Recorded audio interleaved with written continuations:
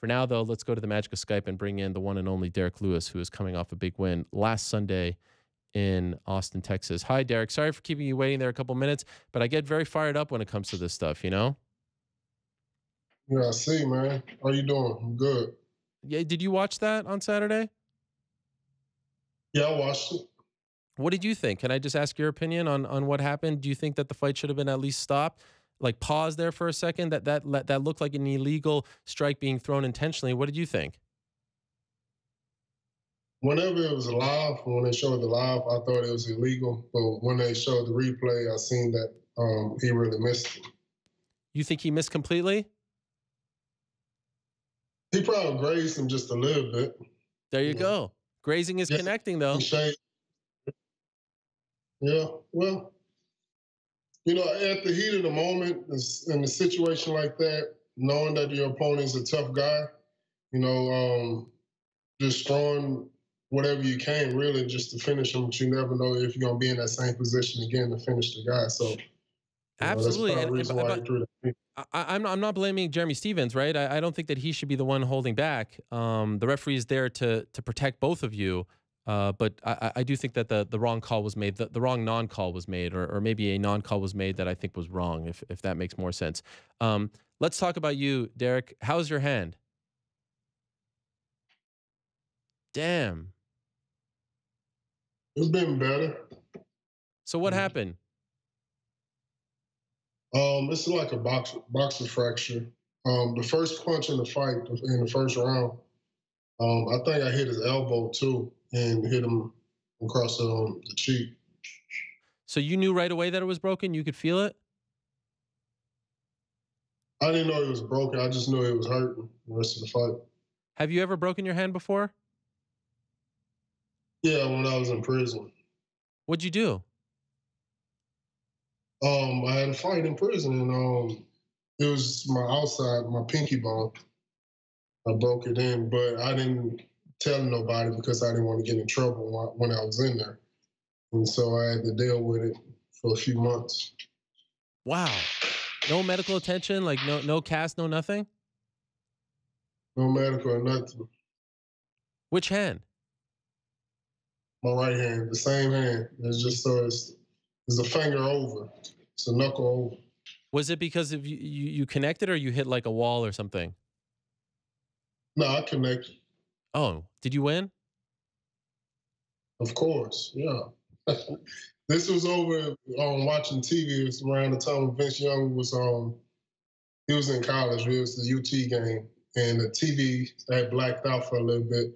And one of the guys trying to come and change the channel while everybody was still watching, and I wasn't having it. And you were like, "Oh hell no, we're about to fight for this." Yeah, for sure. Yeah. One punch knockout, walk off. No, it was 2 punches. How many did you have in jail? How many fights? Probably like 5. 5. Wow. What was your record? 5-0. 5-0. Okay. What was that big sound? What was that big noise? My kids leaving out the house. Ooh. Well, they don't have school right now? He's going to kindergarten right now, so they go half a day. Oh, right. Wow. Okay. So, do you need surgery? No, they said I go back Wednesday, and they said it should have healed up. So that's the reason why I got to stay in this position for 1 week. And whenever I go back Wednesday, he'll let me know what's the update on it then. I saw on your Instagram you had a needle. What was that for, and how much did that hurt? Man, it hurt like hell. That was for the numbness, to numb all the pain around it, so he could really put it back into place, basically. So he popped it back in place, my knuckle. So that was just for the pain. So the needle was to numb it? Yeah. Oh my gosh, horrible. So he said you had to touch the bone to do it. So yeah. How's the back after the fight? Because that was the big concern, since what happened in your previous fight. How does it feel now after a fight? Yeah, the back is good. the medicine wears off in 1 week, a week. So it only lasts for 1 week. So I really have to go back, get some more magnesium. Okay. Whenever I'm really just gonna go back and get some more whenever I start back training. But right now I could barely. Did it feel okay after the fight?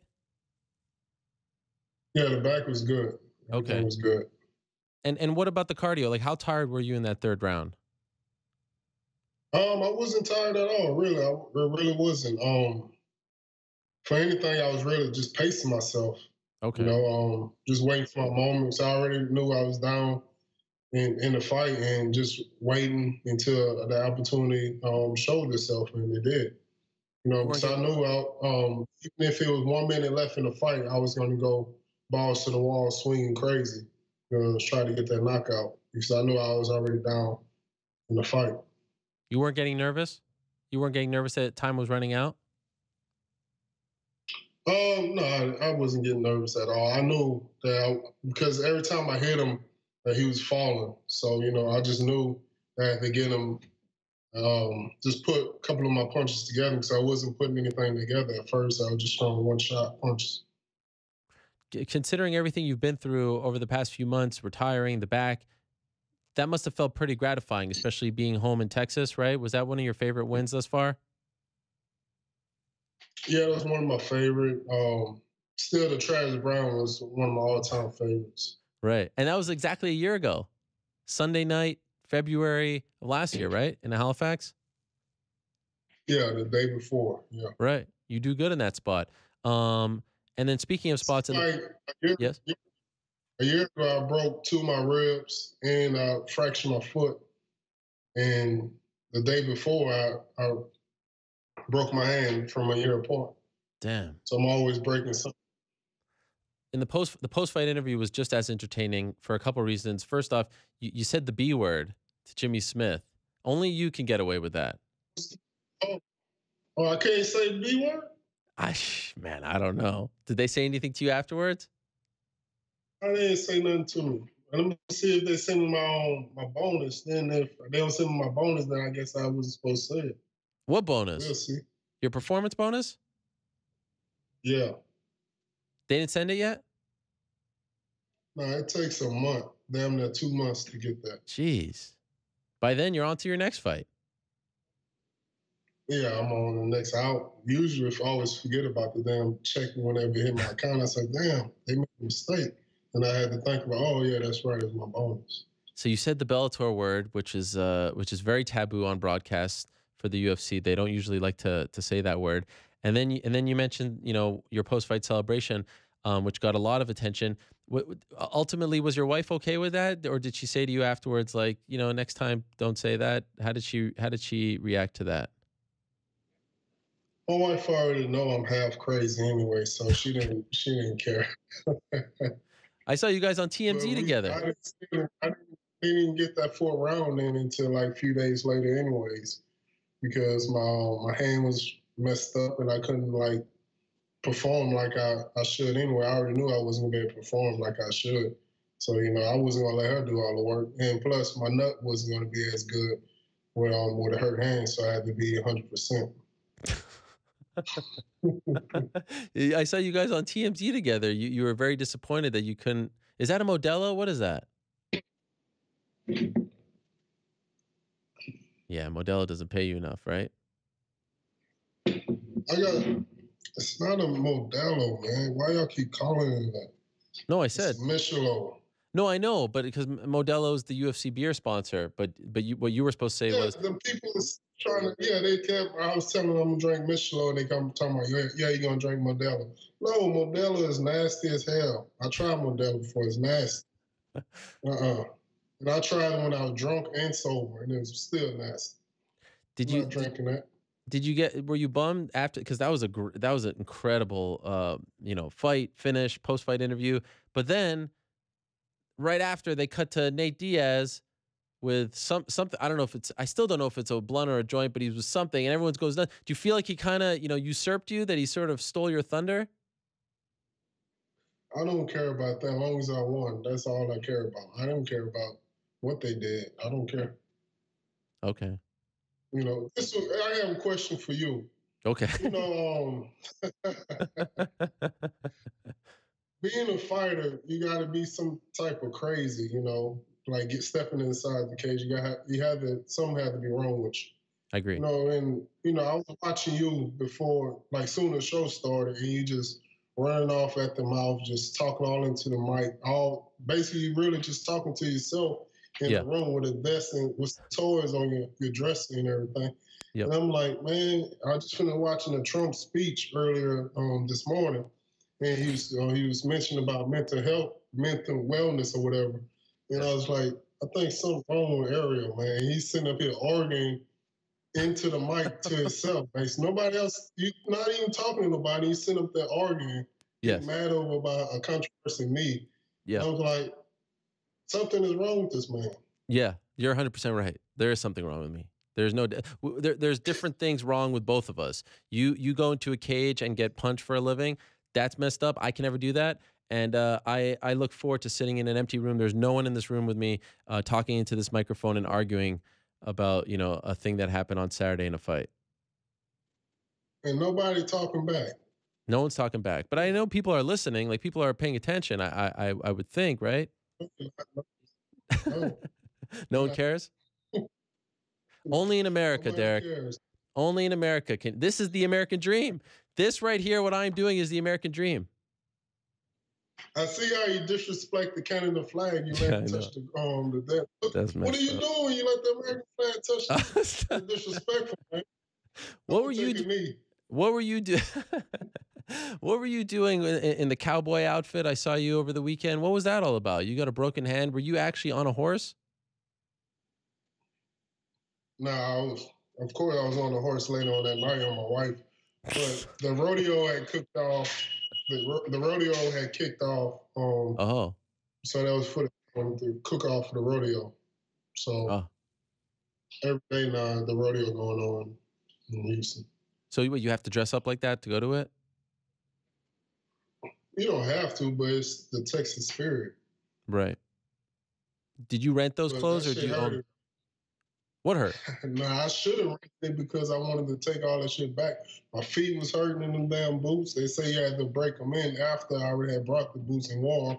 And whenever I already got bunions and blisters all on my damn feet and my damn pants, walking around like going to different spots, different tents and all that at the place, wound up sweating a lot and wearing them jeans and thighs rubbing together, you know, shit.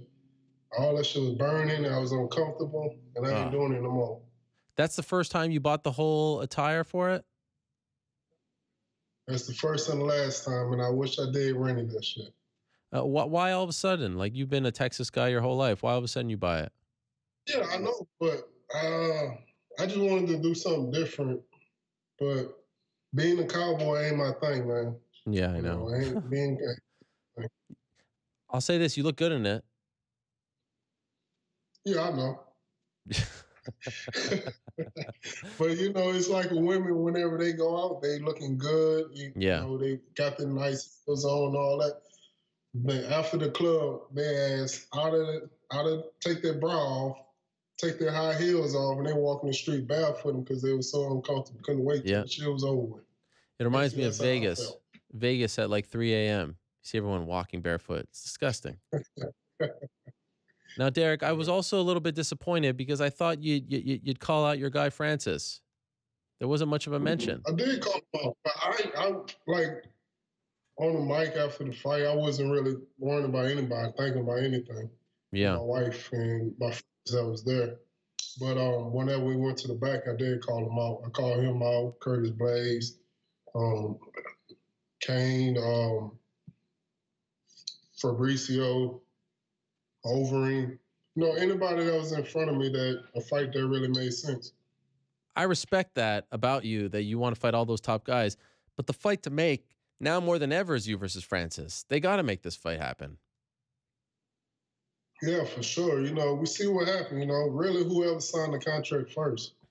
You know, so I put their names in the hat, and I told them I would like to fight them sometime this year.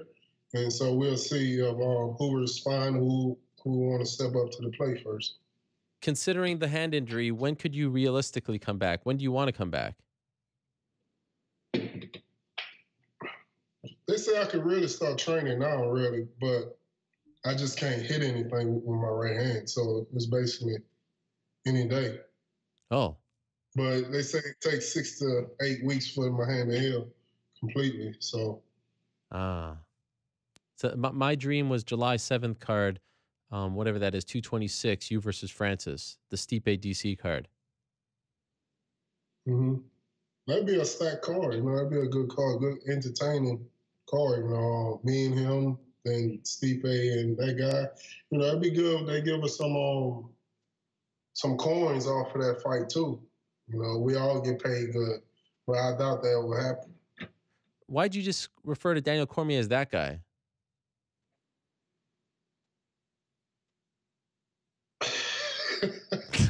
You said I don't know, man. I've been drinking. What are you talking about? Well, you got beef with? I didn't know if you had beef. You said Stipe and that guy. I don't got no beef with nobody. Got no beef with nobody but Francis, really, since he the one always talking shit about me. There you go. That's the fight. This is the money fight. Yeah. It'd be big. Yeah, it'd be big. Hopefully they pay me good too. But you still. Even though I got paid over $300,000 last fight, but still, it could always be more. Wow, that's how much you got for that fight? That's pretty good. Yeah, it's okay. Paid a little taxes and whatnot, but that's good. You just signed a new contract, though, so you got some time before you have to renegotiate. Although in this game, you can renegotiate whenever, right? It's all whatever, Depends on your performance. Depends on if the people really want to see you fight and stuff like that, Just be reasonable. It can't just be like, fighting all bums and cans and all that and have a winning streak against a bunch of cans, then trying to negotiate your contract and be like, I deserve this much, man, whenever you haven't even fought anybody. Right. I fought some pretty tough guys. I'm always calling out the toughest guys that's around at that time, just for that reason, because whenever it's time for me to renegotiate my contract, it won't be that hard for them to not agree to whatever I want at that time, because they know that I come to fight and I fight whoever is the toughest guy at the time. People love you. You are adored by the fans. My last thing for you, Derrick, is have you? Well, why are you shaking your head? Nah, they don't love me. They don't? Nah. What do you mean? Don't worry about it. Just go ahead. What's the next question? No. I'm just curious. What do you mean? You don't feel the love? I gotta go shopping, man. Okay. I don't got that much time. All right. I'm ready to go shopping. Where are you going shopping? Golly, you nosy, man. Okay. Have you regained your love? I see why you nosy. I ain't gonna say nothing. I see why you nosy. You've used that joke already, Derrick. Have you regained your love for MMA? That wasn't me. Do you love the sport still? Have you regained it? You were, retiring, this and that. Do you feel good about everything? Yeah, I felt good. Before the fight, I felt refreshed. I felt like the time off that I got, I really needed it, and I felt hungry. I felt happy. I felt excited to really get back in there, and was ready to improve myself. Because my last outing didn't wind up pulling out, and I know there was a lot of people doubting me. Saying that I don't have no heart and all this and that. And while we're on the mic, fuck COVID-10, whatever the name is, fuck you, motherfucker. Why? I'm sure you hear that. Don't put that out. Nah, I heard he was talking shit. About you? That's one of the boys that wear them polo shirts, and soon your ass touch him, he gonna call the cops on him. One of them prepper motherfuckers. What do you say about you? I didn't see this. When was this? On Twitter? I don't know what it was on. I just heard he was talking shit. Damn. If he's drawn your ire, then he's in trouble. Then, I don't mind doing interviews with you and from all the other people that's calling and trying to get interviews, you know, I'm not gonna do no interview with him because before the fight, a bunch of them was talking shit about me, saying this and that or what. Then after the fight, I win. Now they want to do an interview. Hell no, I ain't not doing no interview with you. Fuck you. Okay. But we're cool still? Yeah, we all right. Damn. But you I'm not. dropped that American flag though. My I bad. ain't gonna remember that. I ain't gonna forget that. My bad. My bad. All right. Well, I'll let you go go shopping. Enjoy your Monday, Derrick. It's always great to talk to you. I won't bother you for a while now, okay? But I hope your hand feels better. And I hope you get that fight with Yeah, I'm Francis. good. Respect. Yeah, Howdy. me too, man. Appreciate it. Okay. All right. Peace out. There he is. The one and only Derrick Lewis.